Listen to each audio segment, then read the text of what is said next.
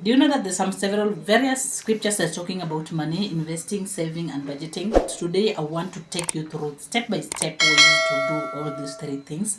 I'm so passionate about finance because I am an economist, guys. So I love God and I love how to manage money. So money is not evil, is the root. The love of money is the one that is the root of all evil, but God is clear, is the one who gives us the strength to make wealth. So when you are given this wealth, how do you manage it? Number one, I would like to talk about something key, something very important, is in saving. What does the Bible talk about saving?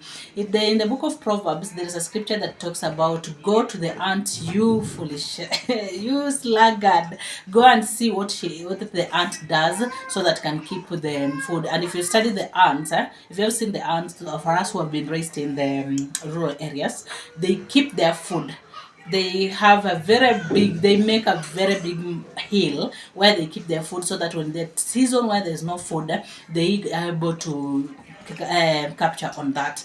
Meaning that God has talked us, God expects us is that the time we are earning our income, the time we have energy, we don't need to be consuming everything. We need to be setting aside some money so that we can be able to use in the future. This example comes out clearly during the times of Joseph and Pharaoh. During the time of Joseph and Pharaoh, when Pharaoh was shown two dreams, and Joseph was able to interpret both dreams, that this means once and the same thing, that 7 years will be the year of abundance and 7 years will be the year of lack.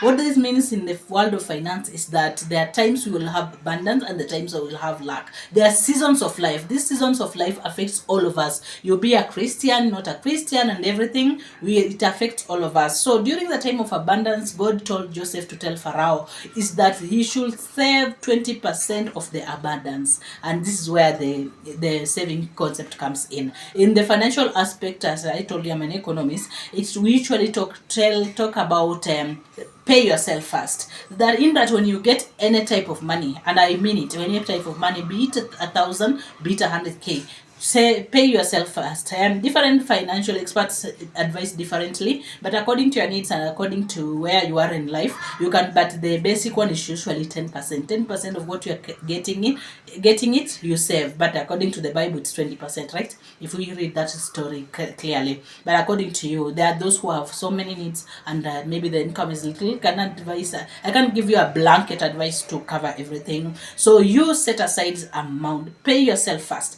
This helps a lot. Don't say that ni kidogo tu, like it's 100 bob. What will I do with 100 bob? 100 bob times 100 times is 10K. Like the you, when you save bit by bit, in the long run you're going to get a lot of it. So in the Bible, God talks about the concept of saving for the future.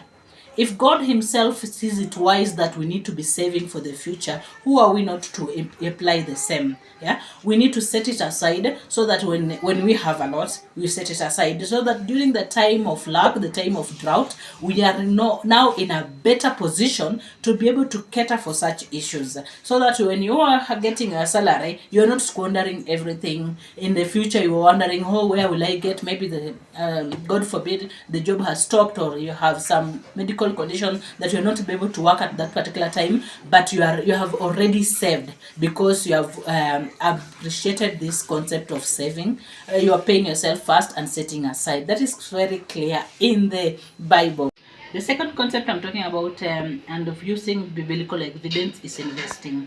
Setting aside money, that is saving, but now making that money that you have set aside to grow, that is what we call investing. So in the in scriptures, there are clear evidences that God requires us that we should not only just set aside money, but we should also invest it. And also it goes ahead talking about even multiple sources of income, like in the book of Ecclesiastes chapter 11.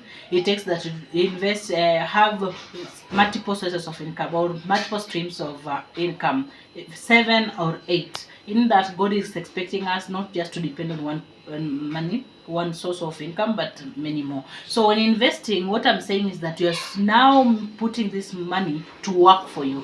Like the money that you first set aside, now you're making it to work for you. So people will ask, how will I make this money to work for me. So that is a very broad topic that I can do another video, maybe a separate video. But we have things like money market, bonds. We can also invest in other businesses, or we can also even um buy shares, things like that. I'll do just a separate video to show you, for those who doesn't have an idea where to put their money in that. And nowadays there's very good money market funds that you can even start investing with 100 bob. An example is Etika, in that when you put there 100 bob, it will start earning an interest daily. So yes, investing is so biblical. You remember that parable of the stewards where God gave them different talents. That one who was able to multiply it and got even 10 more. And there's another one another one was also to be able to multiply to get 5. Another one was able to multiply, did not multiply actually. Actually, he went and hid that talent in the soil. When the master came, he was being asked, even if you would have just put that talent in the bank, at least I would have gotten an interest. Why didn't you do that? I do prefer this. This parable is very clear to what God expects us to do with our finances. In that what God has given us, you need to save, you need to invest, you need to multiply. In that you don't say that God, you never gave me enough, because in the financial language, the needs are always, the wants and the needs are always more than the income. So it's upon us to come up with ideas and think and thought line on how to manage the little that we have to cover the more that is required of us. In that, so that when your kids are going to school in the future, you're not blaming God that you don't have school fees. No, God is expecting you that little salary that you have, you pay yourself aside, you invest it, it gives birth and it takes care of so many other needs that God has given unto us. Last one for today, guys. Not that it's the least, but it's one of the key one. Is about budgeting. Budgeting what you have, because saving, investing, all these concepts you can achieve them when you are good at budgeting. Budgeting, what is budgeting? It's intentional planning for whatever that you have, the right way to allocate the money that you have. By the way, let me pose a question. Do you know how much you spend as a family or an individual? How much expenses and how much expenses that you have? If you don't know them, list them down. Like, to this month, my rent is this, my food, my tokens, all of them, and even to including my black tax, the one that you just sent to your parents and your relatives. Set, like, list them all down, meaning that you know very well that by the end of the month, if I have 50k, I'm set. I have 40k, I'm set. So that the money that you are coming in, you are able to account for them. So in the Bible, there's this metaphor that Jesus uses, and it's very clear and talks about budgeting. He talks about if somebody wants to build a building, if one comes up with a building, you don't just wake up and you start building. No, you sit down and count your costs. Count your cost, that this building costs 10 million. Okay, do I have in the account? I have 5 million. Okay, where will I get the other 5 million before you start? But if you also, in the same breath, he gives another example where when a king is going for a war, when he has to study the other person that he's going to war with. If he has 1,000 soldiers and this king have 200 soldiers, the Bible talks about you just better surrender early, because you'll definitely be defeated. So budgeting is key. And this is one of the concepts that Christians, we ignore them totally. You have 100k, you spend all 100k. You don't know even where it is going. And there's a saying that says, if you don't tell your money where to go, it will just go. It won't have time to tell. You won't know where it is going. I don't know, I'm blattering them. But what I'm saying is that you need to budget the money that God has given to you. You have to come up with a very good budget.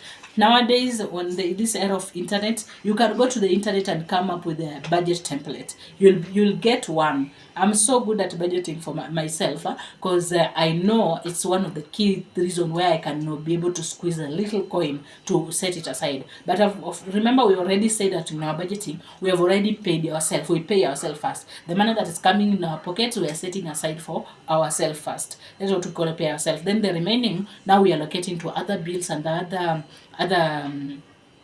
bills that we are facing. So these are the three major concepts that if you master these three, you will have little or less struggle when it comes to your finances. We are saving, we are investing, and we are budgeting, which that God has already brought us. And this is for those who are already who have an income already. For those who are still looking for income, may God open those doors so that can be able to get this income. It's God who gives us the ability to make money.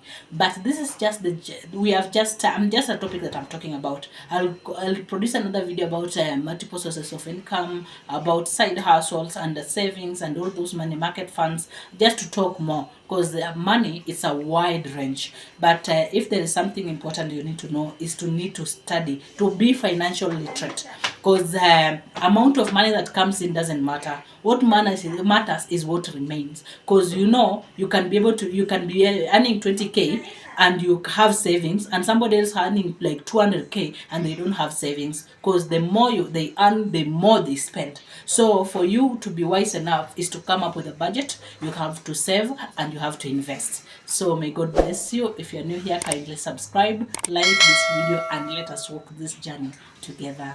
Bye.